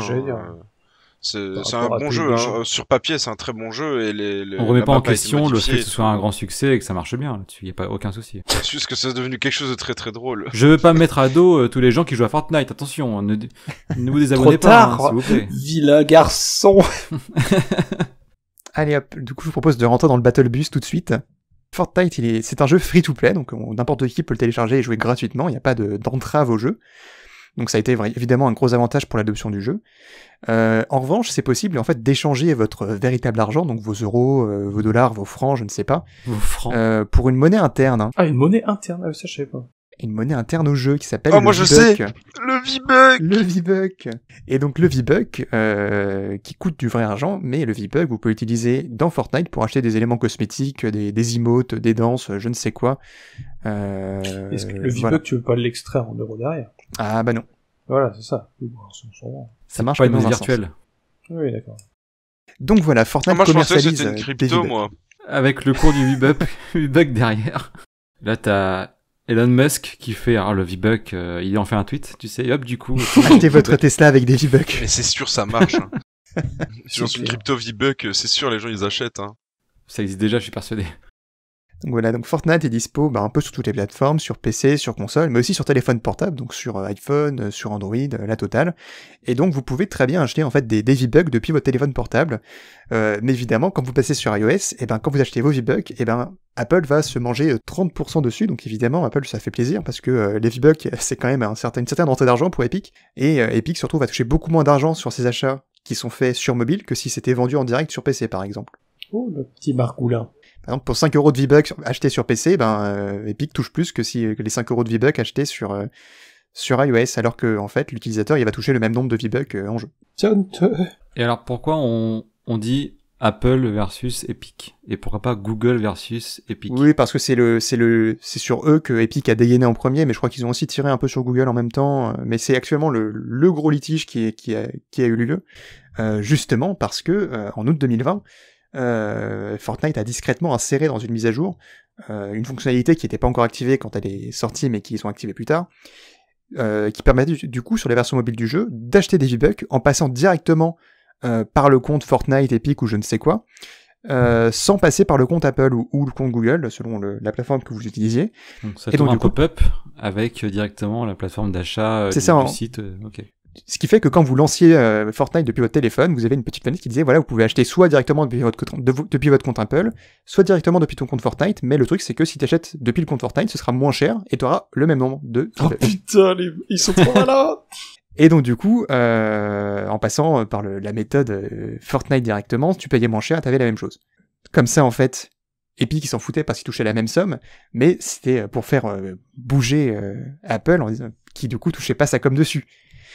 Et donc évidemment, Apple, hop, ils dégainent, ils sortent les conditions générales d'utilisation de l'App Store, qui interdit de faire passer des achats d'applications hors du système Apple, et a tout de suite supprimé Fortnite de l'App Store. Google aussi a fait pareil, remarque. Et donc Epic était prêt, parce qu'évidemment c'était un petit peu un coup monté de leur part, ils ont dégainé, ils ont lancé une action en justice pour tenter de renverser un peu cette pratique contre les commissions, mais c'est pas vraiment le seul enjeu en cause, parce que c'est cette action en justice, ils l'ont lancé un peu sur le terrain de la concurrence, donc de l'antitrust aux États-Unis. C'est l'équivalent de la concurrence telle qu'on l'a définie dans l'Union européenne, puisqu'ils viennent contester un petit peu l'hégémonie d'Apple sur ses propres appareils. Donc voilà, c'est pas seulement une remise en cause de la facturation et de la commission d'Apple, mais aussi un petit peu de tout le comportement d'Apple vis-à-vis de son écosystème iOS, Mac et je ne sais quoi. Et qui se présente aussi un peu chez tous les prestataires d'appareils numériques. Google a à peu près le même comportement sur Android, et voilà. Donc, tous les GAFA, en fait. Et un peu tous les GAFAM. Microsoft doit faire pareil sur la plateforme Windows. C'est ça. Même s'ils en vendent beaucoup moins. C'est ça. Donc en fait, c'est un litige qui est hyper important, parce qu'il va sans doute donner, selon la solution qui sera trouvée par la justice, selon la décision de justice, on pourra avoir des conséquences assez importantes sur les pratiques du numérique. Donc là, actuellement, le litige n'est pas encore réglé, les audiences viennent tout juste de se terminer, là, il y a quelques semaines, donc il n'y a pas encore de décision, ça devrait peut-être pas tarder, je ne sais pas exactement, mais voilà. Incroyable. Donc, qu'est-ce qui se pose Alors, l'enjeu le plus important, évidemment, c'est l'enjeu d'antitrust, donc de concurrence. Donc, je vais pas vous faire un exposé précis des principes qui régissent la régulation de la concurrence, parce que c'est quand même très complexe. Les Américains, ils ont horreur du trust. C'est ça. C'est quand même très complexe comme système, c'est très variable selon les pays, mais globalement, dites-vous que les États-Unis sont plus libéraux en concurrence que l'Union européenne, quand même. Ah bon? Globalement, en fait, dites-vous qu'il faut que les entreprises ne restreignent pas les chances de la concurrence. C'est pour éviter les monopoles, les abus de position dominante sur le marché, et pas que sur le monde du web ou de la tech, mais aussi, je sais pas, dans l'industrie, dans l'agroalimentaire, tout ça. Et donc, voyez-vous, Epic considère qu'Apple abuse de sa position sur le marché des smartphones parce qu'il n'y a qu'un seul store d'applications sur iOS, et qu'on peut pas publier d'applications sur iOS autrement qu'en passant par l'App Store, et donc de subir la commission de 30% d'Apple. Alors que ça, c'est pas vrai sur Android, par exemple. Android, il y a plusieurs stores d'applications, tu peux en installer depuis le store de Google. Samsung a son propre store, etc. Huawei, quand ils pouvaient faire des... Ça reste quand même un peu limité, en fait. Ça reste limité, mais au moins, Google n'a pas ce problème du monopole de son store, parce qu'au pire, les gens peuvent toujours en installer un nouveau. Apple, c'est impossible, ça. Tu peux jamais installer un autre store que l'Apple Store. Mais même sur Android, c'est un peu limité quand même la possibilité d'installer des stores tiers, et puis c'est pas forcément non plus accessible à tout le monde, non? Je sais plus exactement comment ça se fait. Si, tu peux le faire depuis, tu peux le faire sans faire des bidouilles sur ton téléphone, y a pas de problème là-dessus. C'est juste que forcément de base, t'as Google Play de disponible. Mais par exemple, moi j'ai un Samsung, bah sur dessus j'ai le Play Store et j'ai le Galaxy Store, qui est en fait le store de Samsung, qui est oui, voilà, mais à ce la que je veux même dire, c'est application. Mais c'est juste que au moins t'as le choix de choisir entre les deux, et forcément, même si Google est majoritaire dessus, t'as de la concurrence qui se crée. Et quand il y a de la concurrence, bah les prix d'applications baissent, et donc forcément tu te retrouves avec des frais qui sont moins forts sur un modèle concurrentiel comme celui de Google où tout le monde peut faire son store, alors que chez Apple, c'est Apple et rien d'autre. C'est ça qui la nuance, je pense, avec Google et Android, et du coup en comparaison avec Google, enfin Apple et iOS. Enfin, en attendant, Epic a pas pu, quand même vu son application supprimée d'Android de manière assez unilatérale un peu par tout le monde. Hein. Oui, parce que quand ils ont lancé leur système, c'est que même si en fait il y a des stores alternatifs sur Android, les pratiques restent un peu les mêmes, les prix sont globalement les mêmes, peu importe ton OS, peu importe ton store. On est d'accord, ouais. On est d'accord. Mais au moins ils ont une contrepartie. Il y a quand même des commissions. Oui, il y a peut-être des alternatives, mais c'est que ça reste, je pense, assez limité. Et je pense que l'argument peut se présenter aussi très bien contre Google. Hein. Je pense, je sais pas ce que t'en penses. Bah oui, je suis d'accord. Tout à fait d'accord. Je pense, non mais c'est juste que je vais mettre en comparaison le fait que Apple c'est vraiment fermé de partout, tu peux rien faire Apple d'autre. C'est très fermé, oui. Et Android, il y a toujours moyen de bidouiller, de faire des trucs. Et même sans trop aller dans le détail, tu peux toujours trouver des moyens pour acheter des choses sans passer par le store. Enfin, c'est beaucoup plus libre, quoi. Et c'est un peu le problème et l'avantage de Google en même temps. Oui. Parce que justement, derrière Apple, quand on leur a proposé cet argument d'Epic, ils ont répondu, bah écoutez, nous, on vend à nos utilisateurs un appareil pour lequel on garantit la sécurité et la fiabilité des contenus de notre écosystème, et on pense que cette commission de 30%, elle est justifiée par notre objectif, et c'est purement dans l'intérêt des consommateurs. Très malin. C'est de la sécurité et fiabilité. L'argument de la sécurité, ça fait toujours mouche. Voilà. Enfin, là, on parle d'argent virtuel, quoi. C'est un chiffre sur une application, donc c'est pas comme si téléchargé non, mais un c'est quand même depuis. Fortnite, ça génère à peu près 2 milliards par an. Ça en fait des V-Bucks. Wow. Ça en fait des V-Bucks, ouais. Donc ça génère à peu près 2 milliards de dollars par an. J'ai les chiffres un peu plus bas, je compte en parler plus tard, mais c'est pas très grave. Et Apple, ça représente à peu près 7% du chiffre d'affaires de Fortnite. Donc je vous laisserai faire le calcul. Voilà, Fortnite a généré 1,8 milliard de dollars en 2019, pardon. Oui. Et Apple 7% du sien. Donc dites-vous que Apple, s'il laisse faire Epic, c'est quand même une part du gâteau assez conséquente, hein, qui disparaît. Je présenterai les autres chiffres un peu plus tard, si vous le voulez bien. Ah non, on veut pas. Ok, bah écoutez, salut, à la semaine prochaine. Suivez-nous sur Twitter, sur Instagram. Mais voilà, mais en tout cas, c'est pas la première fois que le système de paiement d'Apple est remis en cause par d'autres géants du numérique. Il est aussi très bien. Il y a aussi eu pas mal de plaintes en Union européenne, hein, et il y a d'autres prestataires de services du numérique qui n'apprécient pas cette commission de 30%. Pour autant, alors les grosses entreprises du web, type GAFAM, ont souvent des alternatives. Par exemple, Spotify et Amazon, ils refusent d'intégrer des achats d'applications des achats dans les applications pour leurs abonnements. C'est-à-dire que vous pouvez pas prendre d'abonnement Spotify depuis votre application iOS. Il faut aller sur le site web de Spotify pour le faire. Et notre exemple, c'est Netflix qui accepte que vous vous abonniez depuis iOS, mais visiblement, alors on n'a pas tout à fait tous les détails, mais Netflix et Apple auraient des deals un petit peu pour compenser cette commission. Tiens, ça magouille. Voilà, il y a des petites petites magouilles. Alors t'imagines le manque à gagner. T'imagines le manque à gagner de Spotify qui doit avoir une communauté sur iOS incroyable, et que les mecs ils téléchargent l'application et à chaque fois ils se voient un pop-up qui marque. Bah on leur dit, si vous connectez-vous connectez-vous sur le site. Connectez-vous sur le site pour le faire. Mais genre, en gros, tu peux faire ça depuis ton téléphone, tu cliques sur le lien, abonne-toi, ça ouvre c'est un navigateur web et tu peux le faire. À partir du moment où tu paramètres un abonnement, tu ne touches plus jamais. Moi, mon abonnement Spotify, il me coûte 2 € par mois, mec. Les 2 € par mois, ils sont débités tous les mois de mon compte et je m'en fous, tu vois, et j'y toucherai plus jamais. J'ai été une fois sur le site, j'irai plus. Et ça reste connecté sur mon téléphone, tu vois, donc... Oui, t'as quand même fait la démarche d'aller te connecter et de faire un abonnement une fois, un jour ou l'autre. Les gens qui découvrent l'application, qui découvrent le streaming, sur leur téléphone Apple, ben ils tombent du coup sur un truc qui leur dit allez sur un autre site pour acheter. Et ça peut rebuter. S'il y a le lien. Ça peut rebuter, mais faut se dire que C'est Spotify. Quand c'est Spotify, tu le fais quoi. Et c'est ça un petit peu mon sentiment là-dessus, c'est que quand t'es un géant du numérique, un poids lourd, tu peux te le permettre de faire des choses comme ça. Soit d'avoir une alternative un peu moins évidente, mais accessible, ou alors d'aller directement négocier pour s'imposer face à Apple. Bête question. Ça marche comment pour les sites de vente? Les sites de vente, genre Zalando, tous des trucs comme ça. Alors ça, je ne sais absolument pas, mais je pense que ça passe par ton compte interne en fait. Directement. T'imagines, ça faut vérifier, tu vois, mais je pense que à mon avis non, que c'est des non, ça c'est pas un du tout achat intégré, tu vois. Non, c'est pas un achat intégré, c'est pas la même chose. Un achat intégré, c'est tu sais quand tu ouvres une application, par exemple, t'as des pubs partout et ils te proposent d'acheter une upgrade pour enlever la pub. Ouais, ou un skin ou des paquets de cartons. Ou un skin, des choses comme ça. Après, il y a des subtilités, hein, évidemment. C'est ça, les stores, type, si t'as l'application Amazon sur son téléphone pour commander des trucs, Apple chope pas 30% du prix Amazon à chaque fois. Non, c'est ce que je me disais, ce serait complètement fou. C'est pas la même chose. Mais non. Par contre, donc, voilà, Amazon chope 30% de ce que tu achètes. Voilà. Oui. Mais ça, c'est... Mais donc voilà, quand t'es Spotify ou Amazon, évidemment, tu peux t'imposer face à Apple, mais quand t'es un développeur ou un prestataire de services de taille plus modeste, tu peux pas t'imposer face à Apple, tu peux pas négocier, et tu peux pas forcément aller voir ton prospect ou ton client en lui disant, s'il te plaît, tu peux aller sur le site web pour commander, s'il te plaît.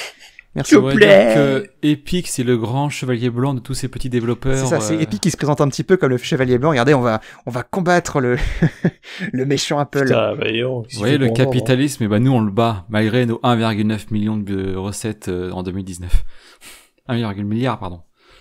Donc voilà, donc c'est un petit peu ça l'aspect concurrentiel, c'est que il n'y a pas forcément d'alternative, et s'il y a une alternative, c'est seulement pour les plus gros. Et les plus petits peuvent pas forcément se passer d'Apple. Et donc ils sont obligés de subir cette commission qui est pas négociable et qui est quand même 30%, ça fait beaucoup quand t'essaies de faire des revenus sur une application. Quand t'essaies de vendre une application à 99 centimes, ça fait quand même pas mal d'argent en moins. Ça fait 30%. Non.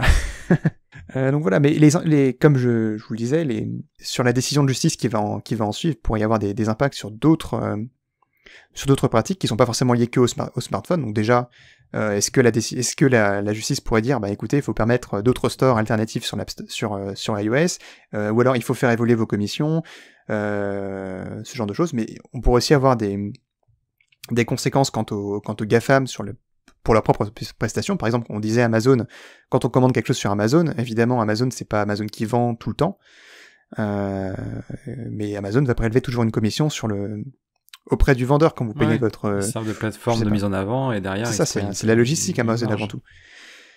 Donc ça peut avoir un impact assez incroyable qu'on peut pas encore imaginer, mais sur l'intégralité du web et des pratiques commerciales qui se présentent. Ouais, clairement. Et donc, voilà. on saura, t'as dit qu'on saura dans les jours à venir la finalité de tout ça? Pas dans les jours à venir, mais les audiences sont terminées. Je sais pas combien de temps prennent les décisions aux États-Unis. J'ai pas vérifié. Pour être honnête, j'ai mal fait mon travail. Bravo. T'es viré. Tu nous diras une prochaine. Je vous tiendrai au courant. Update. Apple a gagné. Oh ouais. Et donc voilà. Du coup, je vous propose de passer sur la partie un peu plus marrante ou un peu plus pas forcément marrante, mais on apprend un peu des choses. Parce que, alors si vous savez pas comment ça marche, les procès aux États-Unis, il y a toujours une phase qu'on appelle la discovery, la découverte, où en fait les parties vont devoir s'échanger des tonnes et des tonnes de documents vis-à-vis des demandes qu'elles se font entre elles, pour en gros pouvoir monter leur dossier, trouver des éléments de preuve, voilà. C'est typiquement dans les films, quand vous voyez quelqu'un qui débarque à l'accueil avec 12 000 cartons plein de papier, il dit voilà, je viens déposer les documents, et tu vois les gens de l'accueil qui disent c'est tout ça? Et puis le gamin il dit non, ça c'est juste le premier camion. Donc voilà, donc il y a tous ces documents qui sont échangés. Il y a aussi... C'est quoi cette blague de Toto? Ah, c'est un peu de la merde, ouais. J'ai rigolé nerveusement. Mais il y a aussi beaucoup de témoignages, notamment dans ce procès. Il y a eu des témoignages d'exécutifs d'Apple, mais aussi d'exécutifs de Microsoft. Les avocats, les requins. Il y a beaucoup de choses qui se présentent. Donc par exemple, on va apprendre pas mal de choses sur les revenus et les pourcentages qui sont faits de partout. Les journalistes, les journalistes, ils sont friands de tout ce qui sort. Voilà, qui doivent récupérer tout ce qui se lit, etc. et avoir toutes les infos sur les revenus. par exemple, vous allez apprendre que l'Apple Store génère 60 milliards à Apple en 2020. Oh. C'est honnête. Et c'est même pas concevable en fait comme chiffre. 60 ouais, c'est milliards. énorme. L'Apple Store génère 60 milliards dont, alors Qui t'enlèves arrive les frais à et se tout. rendre compte de la somme que c'est. Ça fait 48 milliards de bénéfices. T'en répètes le nombre? Ça fait 48 milliards de bénéfices, en gros 60 milliards de revenus sur l'App Store. Combien? 60 milliards de Tu veux qu'on dollars. répète? Il va où le pognon? 60 Est-ce qu'il billion dollars. y a quelque chose qui coûte ça? Non, mais c'est pas un truc. Est-ce qu'il existe un objet qui coûte ce prix? L'ISS, il a coûté combien? C'est l'objet le plus cher du monde. Ah, je crois qu'on est pas loin. Hein. Enfin, du coup, ça pose quand Faut même regarder. une entreprise privée peut se payer l'ISS qui a été payé par plusieurs États. Formidable. C'est pas tous les ans, ce chiffre. Là, c'est 60 milliards en 2020. Oui, c'est sur le revenu sur une année? Sur une année, ouais. Donc par Alors, an, ils j'ai achètent l'info. une ISS. L'ISS, Nice. ça coûtait 150 milliards de dollars. Ok. Et depuis les En années 3 90, ans. hein. Donc Ouais, là, avec l'inflation, ouais. en 3 ans, ils arrivent à acheter ça. Mais Juste en avec fait, l'Apple Store. Apple, c'est la boîte Bah la ouais. plus riche du monde. Sans compter les ventes... c'est- Attends, juste l'Apple Store, sans compter les ventes de produits... Oui, ça, c'est de juste télé- l'Apple Store. Oh putain. Oh putain. Oh bah ils achètent une ISS tous les ans en fait. Ah, mais Apple, c'est la Oh, boîte qui a le putain. plus de cash en attente dans les banques au monde. Ils ont, Ah, ça ils doit- ont du bah cash. Parce que les gens Putain, achètent leurs mais- produits alors que, voilà, Alors les- que... les gens achètent leurs produits, donc forcément, ils ne baissent pas les prix, et donc ils continuent de gagner de l'argent. Et c'est génial pour eux parce que, ils ont réussi parfaitement leur truc, mais on n'arrive pas à se rendre compte des sommes. C'est incroyable. D'ailleurs, c'est du cash qui rapatrient pas forcément aux États-Unis parce qu'aux États-Unis, Ah, ça non. l'événement imposable, donc en fait, le fait le moment où le revenu est considéré comme imposable, c'est quand ça revient sur le terrain américain. Donc tous les revenus européens, ils évitent de les ramener aux États-Unis pour éviter d'être imposés dessus. Donc ils les planquent quelque part En Suisse. en Suisse ou aux Bahamas ou je ne sais où. Allez. Voilà, qu'est-ce qu'on a appris d'autre? Voilà, on a appris que Fortnite en 2019 a généré 1,8 milliard de dollars, dont 7% viennent d'Apple, mais surtout la plus grosse part de revenus pour Fortnite, c'est PlayStation, qui génère à peu près 40% des revenus. Il y a Xbox aussi qui génère pas mal, mais je sais plus exactement le pourcentage, c'est 20 ou 30. Donc c'est surtout les consoles qui achètent des V-Bucks. Je ris jaune. Mais rien Je que ris. ça, je fais rire avec qui, en fait, V-Buck. Bah les V-Bucks. Oh là là. Donc voilà déjà. Qu'est-ce que j'ai d'autre comme petite anecdote à vous raconter? Ah oui, évidemment il y a eu quand même pas mal Microsoft qui est un petit peu intervenu dans le litige pour il y a eu un témoignage des exécutifs de Microsoft. Il y a pas mal de documents d'échanges entre Apple et Microsoft qui ont été dévoilés, et notamment, alors celui-là j'ai trouvé un peu rigolo, donc je vous le dis quand même, c'est quand Microsoft a sorti la suite Office sur iOS. Parce que oui, vous pouvez avoir Word, Excel et compagnie sur votre iPhone. Et ben Microsoft avait dit, écoutez, nous on veut gérer l'abonnement à Office en interne, enfin avec nos processus à nous, sans avoir à passer par Apple, et que nos abonnements soient gérés par Microsoft.com, et ça passe pas par les achats en application. Et évidemment, Apple, fidèle à sa commission de 30%, dit, écoutez, non, ça passe pas comme ça, vos abonnements, et ça passe par nous. Et donc du coup la citation c'est une citation du responsable marketing d'Apple qui a dit "We run the store, we collect the revenue", c'est nous on fait marcher la boutique, donc c'est nous qui prenons l'argent. Voilà, j'ai trouvé que la citation résume à peu près bien la mentalité d'Apple là-dessus. C'est le caissier, quoi, voilà. Allez. Ching. Qu'est-ce qu'on apprend d'autre d'intéressant sur Microsoft? C'est que Microsoft ne fait pas de profit sur la vente de Xbox, ils vendent leur Xbox à perte. Et en fait, leur Étonnant. profit Mais vient de même la le vente de jeux et PlayStation, d'abonnements. Même Sony Ouais, ne vend pas de console à... Ouais, mais là, c'est la première fois que t'as quand même un exec de Microsoft qui vient sur un procès qui dit ça en public, au calme. Ah ouais, c'est Ah ouais, non, on fait pas d'argent sur les Xbox. Mais c'est connu que les consoles... en fait, tout ce qui est avec du console derrière, c'est souvent vendu à perte. Une console de jeu, même une machine à café. Une machine à café... Ouais, on mise sur le consommable qui est derrière, ouais. Donc c'est le même principe. Ouais, mais c'est toujours intéressant de l'apprendre comme ça de la bouche. Mais au moins, ouais, on est sûr. Du Big M. Et bah putain. Et puis il y a une. Et puis puisqu'on est tous un peu des gamers, je vous propose qu'on parle un petit peu d'Epic et de l'Epic Game Store. Chouette. Ça c'est bien, ça c'est cool. Voilà, on va parler de jeux vidéo. Parce que bon, évidemment, Fortnite c'est un jeu vidéo et et jeu vidéo. Epic a créé une plateforme de jeux vidéo sur laquelle il propose plein de jeux vidéo à la vente, sur lequel il propose aussi Fortnite, qui s'appelle l'Epic Game Store, et donc sur lequel, notamment, un des programmes phares d'Epic, c'est que toutes les semaines, il y a un jeu gratuit, c'est-à-dire que vous pouvez récupérer un jeu gratuitement et l'ajouter à votre bibliothèque, ad vitam aeternam. Et c'est pas n'importe quoi. Et c'est souvent des jeux qui pèsent, hein. Par exemple, cette semaine, c'était Among Us. Bon, qui coûte pas grand-chose, mais quand même, c'est un des jeux les plus populaires depuis quelques mois. Non, mais il y a quelques semaines, il y avait GTA 5 qui était gratuit. GTA 5, Civilization 6. Civilization, non mais la totale, hein. C'est souvent des jeux très quali. Hein. Tropico, il y a eu un Tropico aussi gratuit. La boisson. Oui. Fanta exotique. Vous connaissez pas Tropico? Si. Livre, mais si. El Presidente. Excellent comme jeu. Il te livre une caisse Tropico chez toi? Il était à 2 doigts de faire une chronique Tropico, ouais. Et voilà, donc on a non seulement ce programme de jeux gratuits toutes les semaines, mais on a aussi Epic qui se débrouille pour avoir des exclusivités sur PC. Ils vont aller démarcher des développeurs pour qu'ils mettent leurs jeux en exclusivité sur leur plateforme et pas sur d'autres, parce que par exemple, le leader du jeu dématérialisé sur PC, c'est Steam, qui est édité par Valve, et qui est quand même bien installé, et quand Epic est sorti, ils ont commencé à faire des deals pour avoir des jeux vidéo en exclusivité pour que les gens commencent à venir sur la plateforme et achètent sur l'Epic Game Store. Donc pareil, Steam, ça a été souvent critiqué parce qu'ils ont des commissions très élevées, puisque eux aussi prennent 30% sur les ventes. Voilà, quand vous achetez votre jeu sur Steam, il y a 30% qui part dans la poche de Steam. Heureusement qu'ils font des bons jeux, Valve, parce que sinon... Ils font plus de jeux. Heureusement qu'ils ont fait des bons jeux. Mais ouais, quand il y avait Borderlands 3 qui était sorti... voilà, Borderlands 3 c'était un petit peu mon exemple phare. Ouais. Parce que Borderlands 3 c'était quand même un des gros titres qui était sorti, je pense, il y a 2 ans, et qui a eu une exclusivité sur l'Epic Game Store pendant 6 mois, et ça avait fait quand même un peu couler un peu d'encre, et voilà. Et ouais, même Steam, 30%, c'est pas mal aussi, hein, vraiment. Ouais, alors que à côté, Epic prend 12% de commission sur les ventes. Donc c'est quand même très intéressant pour les développeurs parce qu'ils touchent quand même plus d'argent que sur Steam. Et en plus, alors ça on peut le noter aussi, c'est que Epic est aussi le créateur, l'éditeur du moteur Unreal qui est utilisé par beaucoup de jeux vidéo pour fonctionner. Mm-hmm.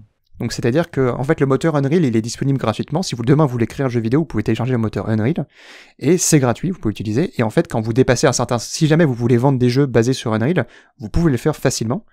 Et Epic ne prendra des royalties donc une commission, que si votre jeu dépasse un certain nombre de ventes. Et ils prennent 5% si jamais vous dépassez un certain volume de vente. Et en fait, ces 5% sont intégrés dans les 12% de commission sur l'Epic Game Store si jamais vous vendez sur l'Epic Game Store. Donc c'est hyper avantageux pour les développeurs de vendre sur l'Epic Game Store parce qu'ils touchent plus d'argent et puis ça intègre la commission Unreal. Ok. Donc tout ça en fait fait que Epic il se crée un écosystème hyper intéressant pour les développeurs et en plus très intéressant pour les utilisateurs. Sachant qu'en fait, Epic, ils sont très très malins, non seulement avec ces deals d'exclusivité, parce qu'ils proposent aussi des budgets marketing facilement aux développeurs. Donc c'est quand même assez intéressant comme écosystème. Oui, tu disais, Glory. Bah, ça veut dire que, ouais, il y a, outre le marché des smartphones et de l'Apple Store et Google Play Store, il y a aussi le marché du jeu vidéo qui va être potentiellement changé si Epic gagne, en fait. Parce que ils vont pas pouvoir, à moins que Steam reste sur sa position et qu'il soit pas trop inquiété. Actuellement, Steam reste sur sa position, en fait. Et ça pourrait être impacté par la décision Apple. Mais c'est ce qui m'étonne vraiment, c'est que je vois rarement un jeu sur l'Epic Game Store coûter moins cher qu'un jeu sur Steam. Il y a plus, je trouve, de promos vraiment fortes sur Steam que sur Epic. À part quand ils sont gratuits, évidemment, mais et donc je me dis dans quelle proportion Steam va, puisqu'en plus qu'il est en plus en position de force, comment Steam, est-ce qu'il va vraiment vouloir jouer à ce jeu-là ou il s'en fout, enfin. Bah ça c'est que justement ils se sont rendus compte que les gens restaient quand même sur Steam parce qu'ils avaient toute leur bibliothèque là et que c'était plus simple pour eux de rester là. Mais il y a quand même un certain nombre d'utilisateurs qui ont migré un peu sur Epic et qui achètent des jeux sur Epic parce que non seulement t'as ces jeux gratuits, t'as aussi des exclusivités et puis t'as souvent des soldes un peu chocs hein, sur Epic. Souvent ils te filent un coupon moins 10€ sur n'importe quel jeu et en fait si tu dépenses 20€, bah t'en payes que 10. Des choses que tu trouves pas sur Steam par exemple. C'est une façon de rapatrier les gens puis derrière les garder et à ce moment-là de faire remonter à nouveau le coût. Mais ouais. Donc voilà. Non mais tout ça parce que j'ai quand même quelques chiffres et infos vis-à-vis de l'Epic Game Store, puisque on sait des stats vis-à-vis de tout ça. Donc par exemple, jusqu'à avril 2021, donc c'est les chiffres les plus récents, on a compté 750 millions de jeux gratuits qui ont été récupérés sur le store, donc par le programme toutes les semaines un jeu gratuit. Le store, Epic Game Store, compte 160 millions d'utilisateurs qui ont dépensé en tout 700 millions de dollars. Comme quoi c'est quand même pas si mal. Ouais, c'est honnête, hein.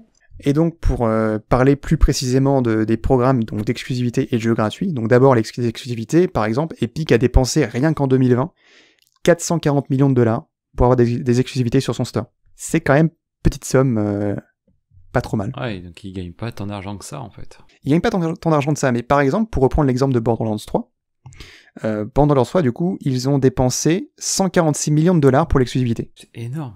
C'est énorme, mais derrière, en 2 semaines après la sortie de Borderlands 3, l'Epic Game Store a généré 80 millions de dollars de revenus grâce à Borderlands 3. Eh oui. Un pari gagnant. Donc c'est quand même pas mal. Et puis après, je pense qu'ils ont rentabilisé sur le long terme l'achat. Il y a quand même une acquisition d'utilisateurs qui est pas négligeable sur ce genre d'opération. Ça se voit notamment en fait sur les jeux gratuits. Donc voilà, pouf, transition, jeux gratuits. Voilà. Fortnite. Donc là, j'ai les chiffres plus précis, mais seulement pour la première année d'existence de l'Epic Game Store, donc de 2018 à 2019. Donc on sait que Epic, sur cette période-là, a dépensé un peu moins de 12 millions de dollars pour les jeux gratuits. Sachant qu'en fait, les jeux gratuits, comment ça fonctionne, donc vous, les utilisateurs, quand vous récupérez ces jeux gratuits, vous ne payez rien, mais Epic va payer les développeurs en contrepartie en fonction du nombre de jeux qui ont été récupérés. Donc tout l'intérêt pour Epic, c'est qu'ils vont acquérir une nouvelle audience qu'ils n'auraient pas forcément récupérée normalement, qui vont créer des comptes, et puis qui vont peut-être aller faire d'autres achats sur le store plus tard, et ça se rentabilise. Et donc rien que sur cette période de 2018 à 2019, il y a 5 millions de comptes qui ont été créés rien que pour ces jeux gratuits. Il y a 104 millions de jeux qui ont été récupérés. Et sur cette année, ça veut dire qu'il y a 5% des comptes Epic qui viennent de ce programme, 5% des comptes Epic qui sont venus grâce à ce programme, ce qui fait que quand tu prends tous les chiffres et que tu fais tout le calcul, ça fait que pour chacun de ces nouveaux comptes, c'est comme si Epic avait payé 2,37 $ pour chaque compte. Donc c'est pas si cher payé que ça pour acquérir un nouvel utilisateur en fait. Ouais. D'accord, ouais. Et en fait, j'essaie de mettre par rapport à moi, mon utilisation d'Epic, j'ai acheté un jeu, un seul sur Epic, et genre à 50 €. Et les autres, je dois en avoir une quinzaine, trentaine, ils sont tous gratuits, dont des gros jeux, hein, du coup. Et j'y arrive malgré tout pas à me rendre compte s'ils sont dans le positif avec un utilisateur comme moi qui a cédé une fois. Alors je parle même pas des gens qui n'ont jamais cédé. Bonjour. Parce qu'au final, je suis pas sûr que J'ai jamais cédé. Bah écoute, bravo. Mais Après, en tout cas, je suis pas sûr que ce soit rentable pour eux malgré tout. Bah, en fait, il faut se dire que Epic ne paye pas le prix plein pot en fait quand ils donnent les jeux gratuits. Hein. Ils payent seulement pas la totalité.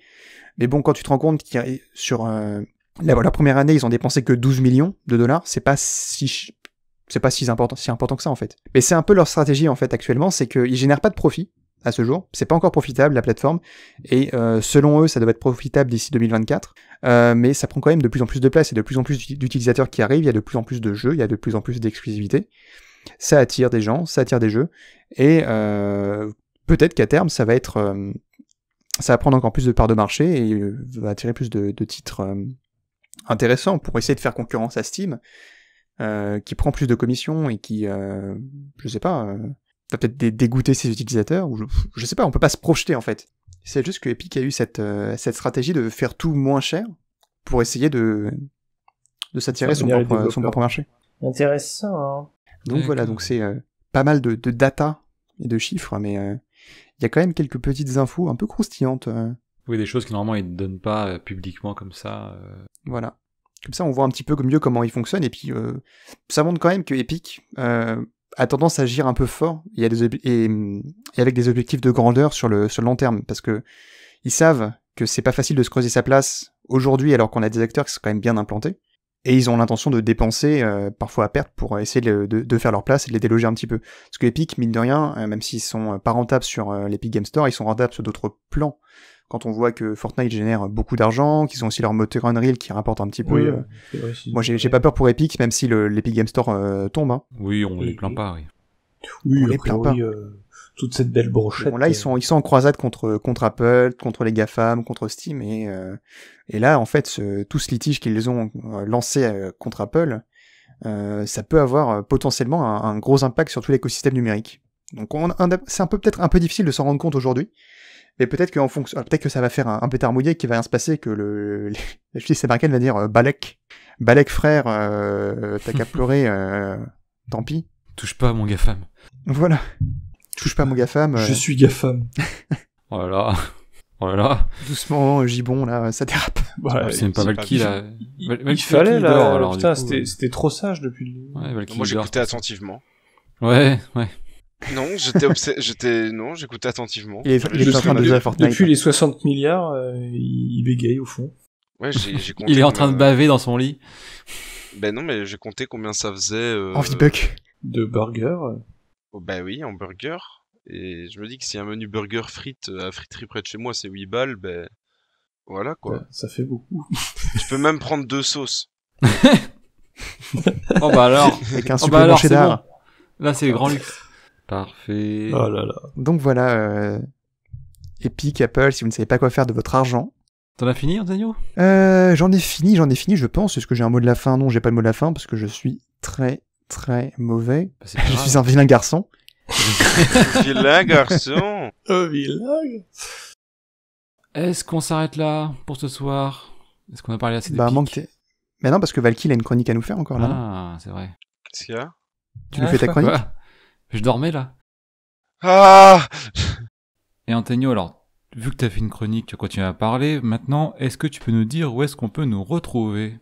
Sur l'Epic Game Store. Non, en DLC. En DLC. Gratuitement. Vous pouvez nous retrouver. Mes interventions sont en DLC. Vous pouvez payer le DLC Valky. Ça vaut pas le coup, il parle pas beaucoup. Hein. Vous pouvez nous retrouver sur les réseaux sociaux, sur Instagram et sur Twitter, @podculture, mais aussi sur toutes vos plateformes et applications de podcasts préférés comme, je ne sais pas, Spotify, iTunes, parce que bon, Apple nous prend 30% de nos revenus, pas parce que c'est gratuit. Aussi sur YouTube, ou je ne sais pas, d'autres applications de votre choix, comme Podcast Addict, n'est-ce pas ? Et puis voilà, je crois que c'est tout. N'hésitez pas à nous envoyer des petits mots d'amour, ou à lâcher un petit follow, mettre la cloche. Oubliez pas le code créateur Podculture, évidemment c'est important. Parfait, bah écoutez messieurs, on va s'arrêter là. On vous souhaite une bonne nuit, bonne soirée, bonne journée, bonne matinée, peu importe. À nous, ça fait une bonne nuit. Hein. Joyeux anniversaire, si jamais c'est votre anniversaire. Joyeux anniversaire au Florian. Joyeux anniversaire Florian. Au Florian. Très précis. Bonne fête au Florian qu'on dit normalement, c'est joyeux anniversaire à tous les Florians, vraiment, tous. À tous les Florians. Allez, à la prochaine, à plus. Ciao. Salut, à la prochaine. Salut.